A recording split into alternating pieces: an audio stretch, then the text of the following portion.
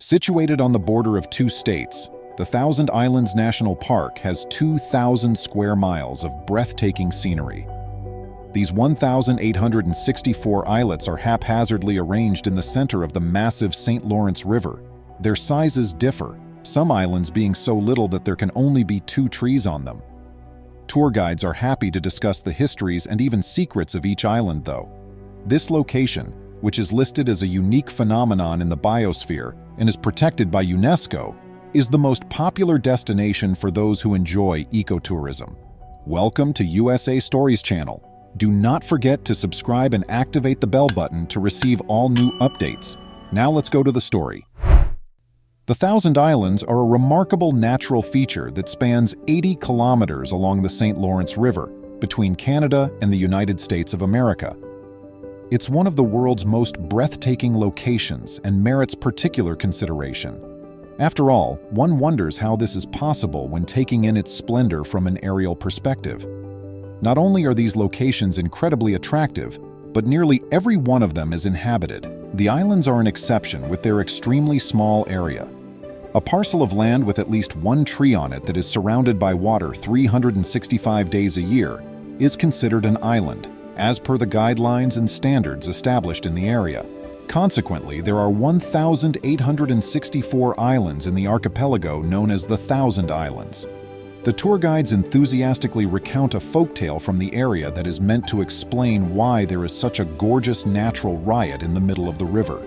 It claims that these locations were the scene of an ancient event when the gods could either punish humans harshly for disobedience or persistent conflict, or show them pity. The formation of the archipelago is actually more mundane and normal for Mother Nature.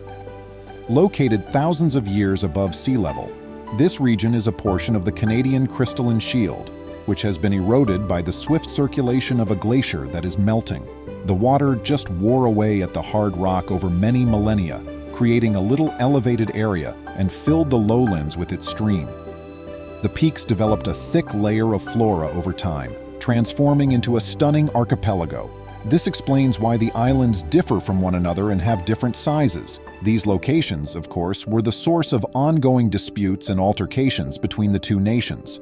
However, by the middle of the 1800s, the parties reached an agreement, and as of right now, Canada owns 2/3 of the archipelago, with the USA owning the remaining portion. The archipelago gradually rose to prominence at the start of the 20th century as one of the most sought-after destinations for travel and leisure. Like mushrooms, country cottages, hotels, and inns catering to various groups of people and tourists started sprouting up on the islands. These establishments were extremely popular with fishermen, hunters, and anybody looking for an amazing getaway. Divers are drawn to this location like a magnet because of the intricate underwater array of rocky remnants and the relatively good depth, which in some spots exceeds 65 meters. These depths are today regarded as the greatest freshwater reserve in the world for sophisticated underwater investigation, since they conceal the debris of several ships, schooners, and yachts that sunk in varying years, sometimes even centuries ago. For this reason, the local government alerts owners of large boats to the danger of tempting fate at night so they don't end up like those exhibits that are already at the bottom of the river. It is important to exercise utmost caution during the day. A number of islands are currently very well liked among ecotourism aficionados, and researchers are learning fascinating things about them. Deer Island, purchased for a mere $175 in 1876, this island was given right away to Skull and Bones, the most covert Masonic lodge. Enthusiasts of all things enigmatic, who love conjecturing, are certain that this secret society controls the whole planet. By the way, a lot of people think that this is where the conspiracy's strands were all sewn together more than a century ago.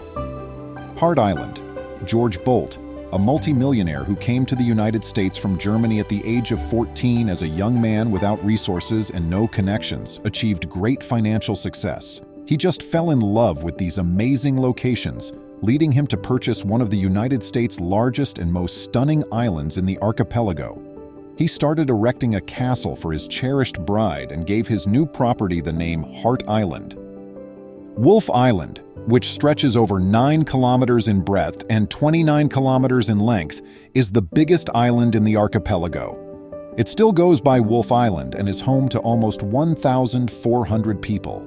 The adjacent island of Carlton is a great place for history buffs to explore the remnants of Fort Haldimand, which was built by the British in 1779. Tourists are fascinated by its incredible narrative since in 1812 this defensive fortress collapsed in a foolish and even disgusting manner, and just 3 American troops managed to seize it.